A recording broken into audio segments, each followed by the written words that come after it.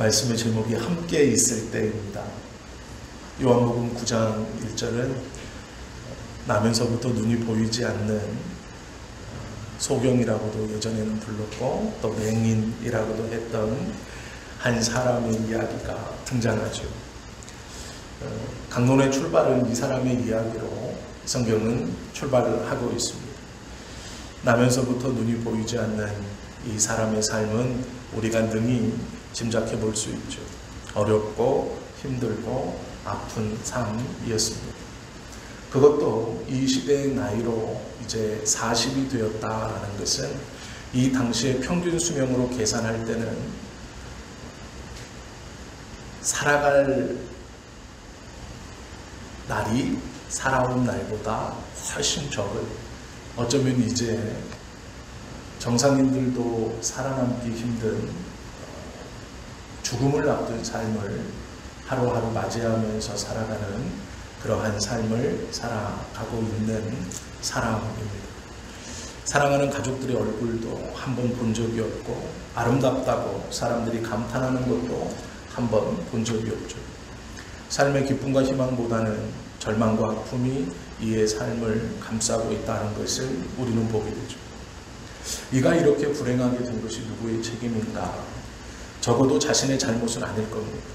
나면서부터, 즉 어머니의 뱃속에서 죄를 짓진 않았으니까 그가 이렇게 눈이 보이지 않는 상태로 태어난 것을 누구의 죄냐라고 말할 때에 나의 어떤 큰 잘못으로 내가 그 죄 때문에, 그 잘못 때문에 당하는 어떠한 것은 그래 감당할 수 있다라고 생각할 수 있지만, 이 사람은 나면서부터 소경이었기 때문에 이것이 나의 잘못이 아닌데 나의 삶이 왜 이렇게 고통스럽고 힘들고 아파야만 하는가, 이 생각 속에 빠져들면 견딜 수 없었을 것입니다. 언젠가부터는 그러한 생각을 하지 않았겠죠. 그저 하루하루 반복되는 성경이 기록한 대로 사람들이 움직이는 낮 시간이 되면 자신이 구걸할 수 있는 자신의 자리에 서서 지나가는 사람들에게 손을 내밀고 아니면 바닥에 납작 엎드려서 손을 위로 번쩍 들고 구걸하며 동전 한 입을 구하는 것이 이의 삶의 대부분의 모습이었습니다. 고통과 멸시와 추위와 더위와 어두움 그리고 두려움, 그것이 이 사람의 삶의 모습이었죠. 더 힘든 것은 추억할 수 있는 과거도 없고 희망찬 미래도 없습니다. 오직 하루하루를 반복적으로 살아가는 비참한 현실이 그에게 매일처럼 반복되고 있다라는 것이죠. 이 사람을 바라보는 여러 시각이 있을 겁니다. 어떤 사람은 동정하기도 했을 것이고, 어떤 사람은 조롱하기도 했을 것이고, 어떤 사람은 수근수근 대기도 했을 것입니다. 가장 큰 잘못은 이 사람을 앞에 두고 신학적 논쟁을 하는 것입니다. 눈이 보이지 않는 것이 누구의 죄냐라는 것입니다. 사람의 불행을 앞에 두고 자신의 식견이나 지식을 자랑하는 것만큼 어리석고 잘못된 생각을 가지고 있는 사람이 없다라고 저는 개인적으로 생각합니다. 다른 사람의 어려움과 고통과 아픔 앞에서 내가 알고 있는 상식을 자랑하거나 저 사람이 저렇게 행동했기 때문에 이렇게 되었지라고 말하는 것만큼 폭력적인 것은 없다라는 것이죠. 다른 사람의 고통과 어려움 앞에서 자신의 어떠함을 자랑하거나 그것을 논쟁하는 것만큼 야비하고 비열한 사람은 없다라는 것이죠. 예수님의 제자들의 경우에도 이 사람을 눈으로 보고 주님, 이 사람의 삶이 딱하고 이 사람의 고통이 그만큼 컸을 것이니 이제 이 사람을 고쳐주십시오라고 말한 것이 아니라 주님, 이 사람의 눈먼 것이 누구의 죄입니까? 라고 물었습니다. 이것은 매우 큰 잘못입니다. 이러한 질문을 함부로 해서는 안 되죠. 칼빈은 다른 사람의 불행을 볼 때 보통 사람들은 세 가지의 실수를 저지른다라는 것을 이야기했습니다. 이 칼빈이 한 이야기를 우리가 귀담아 들을 필요가 있다라고 생각합니다. 먼저는 그 고난이 죄 때문이라고 정죄한다라는 것이죠. 다른 이의 고난을 볼 때 너무도 쉽게 범할 수 있는 첫 번째 잘못은 그의 그 고난과 아픔이 죄 때문이다라고 쉽게 정죄한다라는 것이죠. 불행과 죄를 연결시켜서 고난당하고 어려움 가운데 있으면 그것은 무조건 어떠한 죄의 결과이다라고 생각하는 잘못을 범하고 그것을 함부로 생각하고 이야기한다라는 것이죠. 두 번째의 실수는 남의 불행에 대한 이해나 관대한 눈으로 보지 않고 엄격히 심판한다라는 것입니다. 저 사람이 잘한 것 같기도 하고 못한 것 같기도 한데 저 사람에게 불행한 일이 닥쳤다는 것은 저 사람이 분명히 무엇인가 잘못했다라는 것이죠. 그래서 함부로 단정하고 그 사람을 함부로 결론짓고 함부로 심판해버리는 것이 두 번째의 잘못이다라는 거죠. 마지막 세 번째가 중요합니다. 다른 사람의 불행을 볼 때 사람들이 범하는 세 번째의 실수는 자기는 예외시한다라는 것이죠. 나는 저 사람과 근본적으로 다르고 나는 저 사람과 다르기 때문에 저 사람의 저 일은 나에게 일어나지 않아요. 나는 저와는 다르다라는 자신을 완전히 제외시키고 그 사람의 일로만 보며 쉽게 정죄하고 쉽게 심판한다라는 것입니다. 갈빈이 말한 다른 사람의 불행 앞에서 저지를 수 있는 이 세 가지의 실수를 우리는 눈여겨보아야 하죠. 사람이 고난을 당할 때 모든 것을 잃어버리고 자신의 삶을 포기하는 사람들이 있습니다. 어려움이 있고 아픔이 올 때 우리는 그것을 피하죠. 그런데 가만히 생각해 보십시오. 내가 정말로 부지런히 최선을 다해서 살았다면 그건 피할 게 아닙니다. 하나님 앞에 매어 달리고 그 고통을 하나님께 토로하고 하나님께서 해결해 주시고 자신의 삶에서 하나님의 은혜로 다시 회복하여서 자신이 짊어지고 나가야 할 것을 짊어져야 하는 것이죠. 그러나 많은 사람들은 어렵고 힘듦 앞에 자신의 신앙을 잃어버립니다. 부정합니다. 때로는 떠나기도 합니다. 아니면 다시 시작하는 것처럼 그래도 되는 것처럼 생각하기도 하죠. 아니요. 권사님이라면 권사님으로 계시는 것이 맞죠. 안수 집사님이라면 안수 집사님으로 계시는 것이 맞죠. 하나님 앞에 서약했고 하나님 앞에 약속했고 온 성도가 축복하며 인직을 했을 것이기 때문에 그렇습니다. 불행이 있다고 하여서 자신의 신앙을 아무렇지 않게 내어버릴 수 있다는 것을 그의 믿음이 가짜였다는 것을 증명하는 것이죠. 제자들이 묻습니다. 이 사람의 이 눈에 보이지 않음이 누구의 죄입니까? 신학적으로 어떻습니까? 라고 묻는 것이죠. 그런데 예수님이 놀라운 말씀을 하십니다. 3절에 보시면 예수님이 이렇게 말씀하시죠. 예수께서 대답하시되 이 사람이나 그 부모의 죄로 인한 것이 아니라 그 뒤에 말이 중요합니다. 그에게서 하나님이 하시는 일을 나타내고자 하십니다. 이 한마디로 그의 40년의 불행과 40년의 고통은 아무런 계획 없이 부모의 죄나 자신의 죄로 받는 징벌이 아니라 하나님께서 하나님의 경륜 안에서 계획하시고 가꾸어 가시는 너무도 귀하고 복된 삶이 된다라는 것이죠. 이 한마디, 그에게서 하나님이 하시는 일을 나타내고자 합니다. 나는 이 한마디로 그의 삶은 하나님의 은혜 아래 있는 삶이고 계획 안에 있는 삶이라는 것이죠. 이 한마디로 그에게 자신의 고통은 원망과 저주가 아니라 하나님의 일을 드러내는 일이고 하나님의 은혜를 많은 사람에게 증거하는 일이고 하나님의 계획을 이제 보여주는 일이 된다라는 것이죠.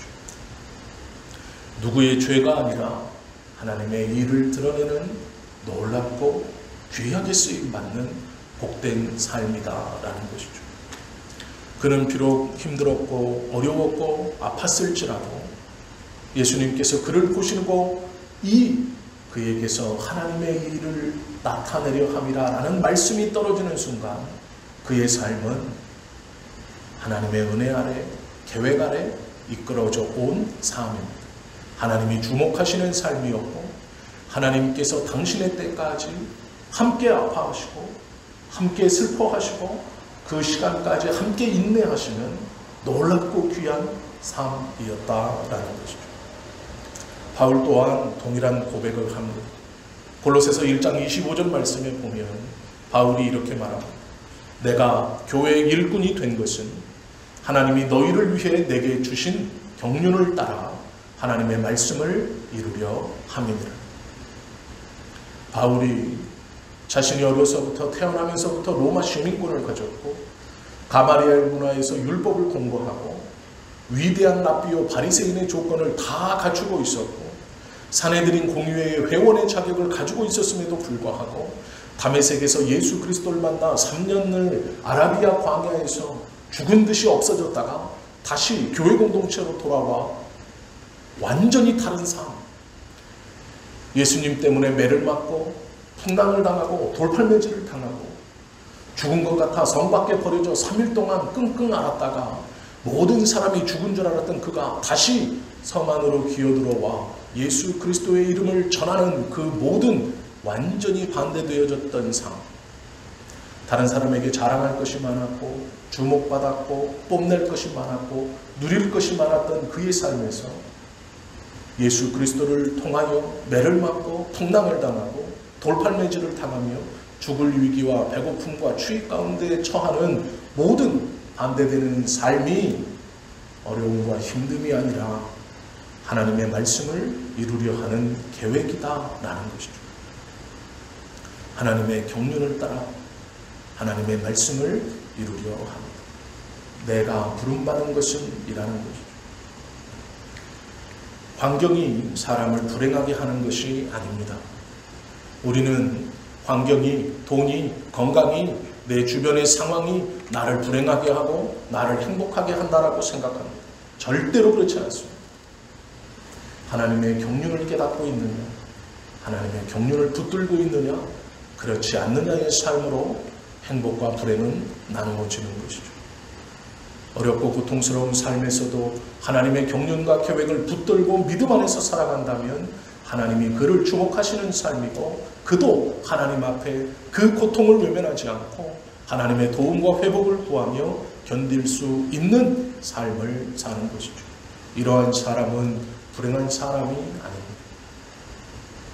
하나님의 사랑을 의심 없이 붙들고 있는 삶은 결코 불행한 사람이 아니다라는 것이죠. 우리들의 입장에서 볼 때 힘들고 어려운 일이 있을 것입니다. 그러나 하나님의 관점으로 보면 그것은 주님의 일을 이루는 사건입니다. 나사로가 죽은 것도 그렇습니다. 누이들은 슬퍼했고 나사로는 죽음을 맞아 살이 썩어 냄새가 났지만 예수님께서 그 죽은 나사로를 살리시면서 하나님의 일을 증거케 하셨습니다.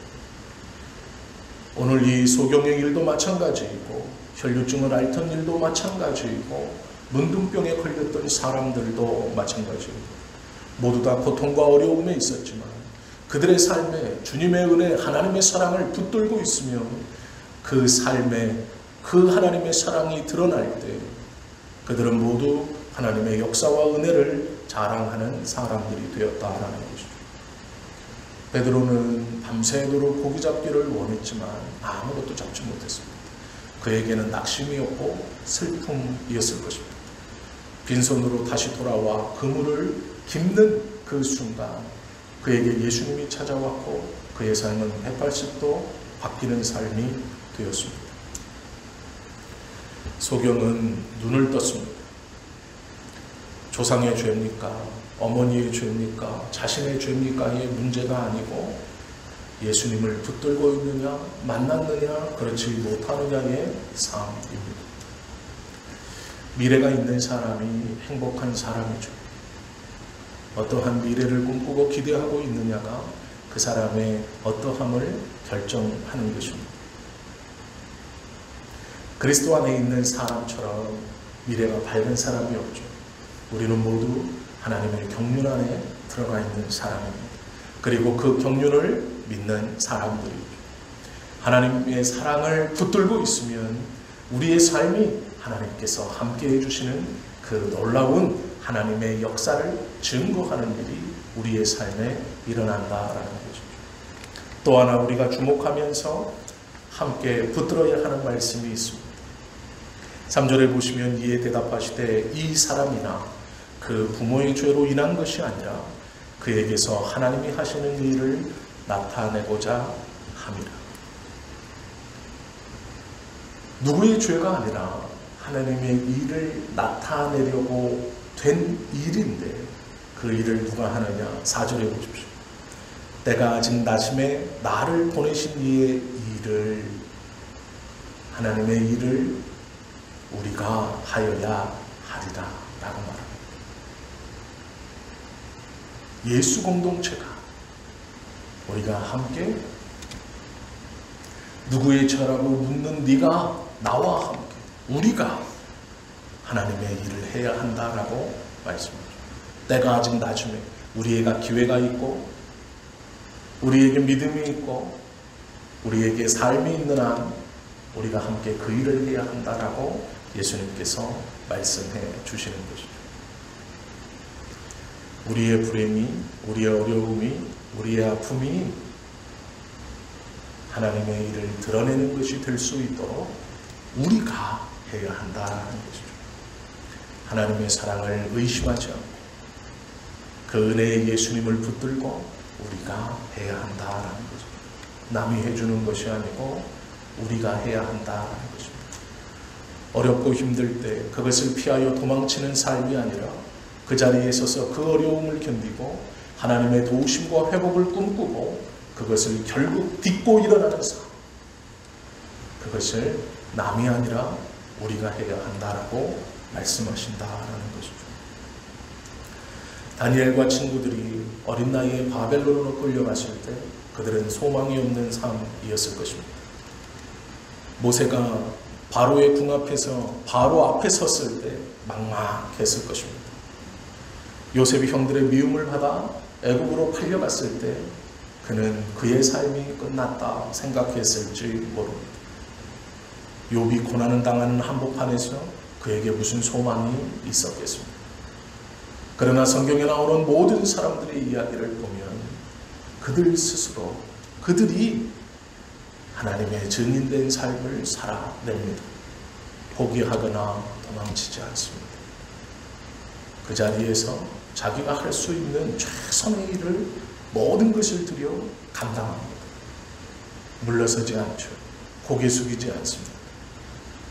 하나님에 대한 믿음으로 당당하게 마주합니다.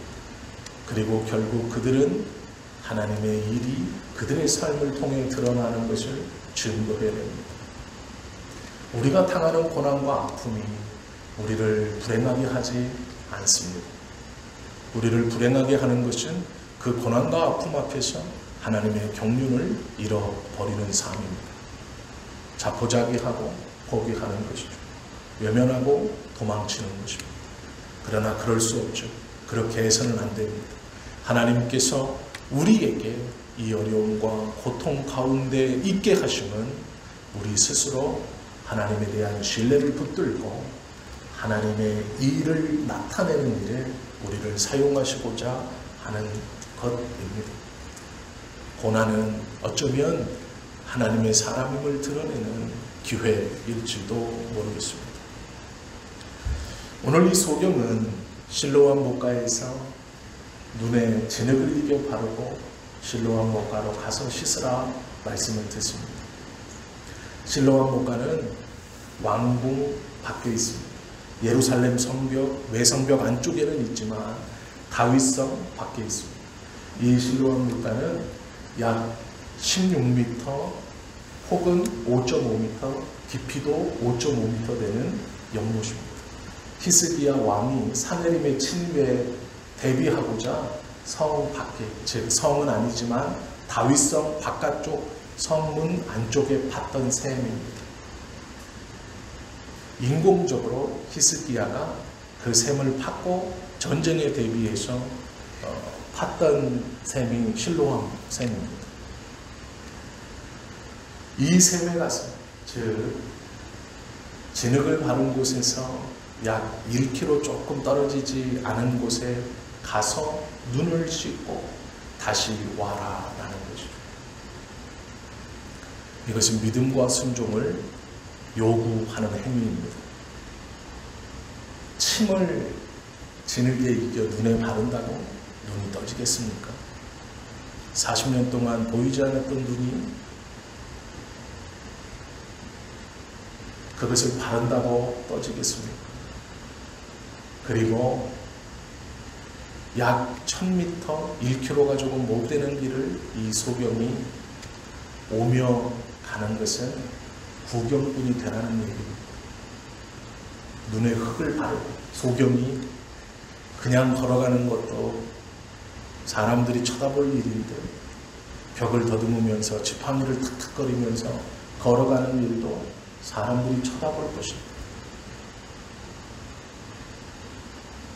눈에 진흙을 잔뜩 바르고 더듬더듬거리면서 갔다 오라는 얘기는 사람들의 구경거리가 되라는 얘기죠. 그만한 순종과 믿음이 너에게 있느냐라는 것입니다. 우리가 하나님의 일을 드러내는 것도 마찬가지고 믿음과 순종이 요구됩니다. 요행이 되는 것이 아닙니다. 내가 아무런 노력 없이, 아무런 수치 없이, 아무런 거리낌 없이 하나님의 역사가 우리의 삶에 일어나 이 어려움과 고통에서 해방되고 내가 하나님의 사람임을 천하에 마음껏 드러내는 것이 아닙니다. 그 역사는 믿음과 순종을 요구합니다. 우리의 삶에서 또한 하나님이 지금 보시는 것도 그 믿음이고 그 순종입니다. 조롱거리가 되어도 주목거리가 되어도 감당할 수 있느냐라는 것이죠. 그 순종과 믿음이 너에게 있느냐 우리에게도 동일하게 요구하신다라는 것이죠. 바라고 원하기는 물러서지 마십시오. 주저앉지 마십시오. 지금이든 앞으로든 환경이 우리를 불행하게 하는 것이 아닙니다. 하나님의 사랑, 하나님의 경륜을 우리가 잃어버릴 때 우리는 고개 숙이게 될 것입니다. 포기하게 될 겁니다. 도망치고 싶을 것입니다. 그러나 버티어 서십시오. 이를 악물고 붙드십시오. 하나님은 믿음과 순종을 요구하십니다. 그리고 그 믿음과 순종이 있는 사람에게 하나님의 사람임을 증거하는 놀라운 회복과 은혜를 허락해 주실 것입니다. 이 은혜를 다 받아 누리는 저와 여러분 되시기를 예수님의 이름으로 축원합니다. 기도드립니다.